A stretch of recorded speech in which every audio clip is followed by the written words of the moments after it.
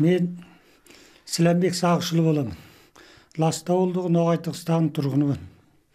Мен биыл өзім 63-ке келдім. Мен осы бұл қаршанға жасау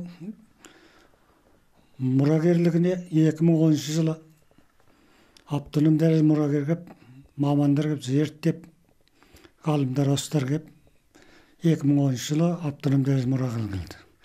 Мен енді осы жаңған жасауымда 15-16 жасымнан бастап әкем тегінде ағашшылық істейді екен.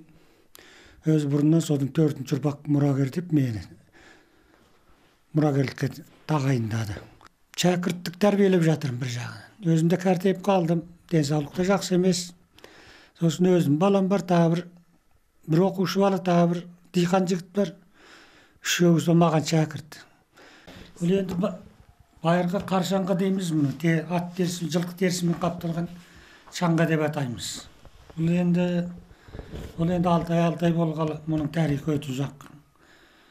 Неше 10 мың жылдың алтындағы дүние дейді мұны. Ол енді негізінен самырсынан істеледі, қайыңнан істеледі, басқа ағаш бұған жарамайды. Енді бұрынғы заманда сол енді өзің таудан кесіп таңдап аласың ағашты. Ол кезде осындай көп шаңға шаппайсың, бірақ бір семейде бірден шаңға болуы қажет. Өйткені бұл 6 айда қар қалың жауады. Көлік жүре алмайды. Негізі жағынан самырсынан істеледі.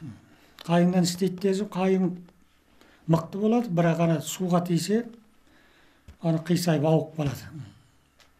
Сол үшін көбінесе самырсыннан істейді мұны. Самырсын өзі жеңіл болады, оның суға әрбір кішкене қисайып ауып кетпейді. Мына жылқы терісін шегелейтін немересі бұл енді еңіске жүргенде бұл жылдамдық сақтайды.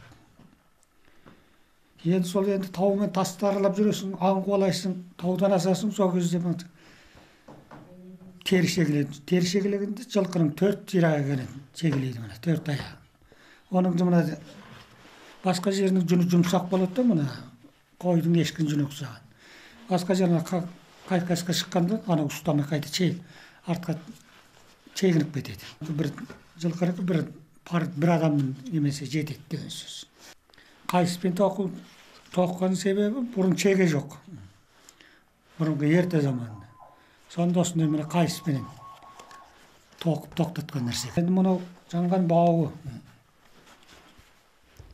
Мұның ескі жұмсақ қайыстан тағамыз. Жаңа қайыс болса суға тисе қастып, созылып, үзіліп болады дейсіз. Сол үшін мұны өте жұмсақ қып, ескі қайыстан май жағып отып, өте жұмсақ қыламыз. Алды сынық сүйемдей 15 сантий, алды 10 сантий, 7-8 сантий болады ма, 4 елдей алды. Алды мұнан артық кішкене сүйірлеп, жалпақтап отырады. Өйткені тегіс болса, мұны қарды жармайды да, жақсы жүрмейді. Сосын мұнда сүйірлеп отырады. Өте жалпақ болса, бұл тағы өте жүрмей қояды тауы.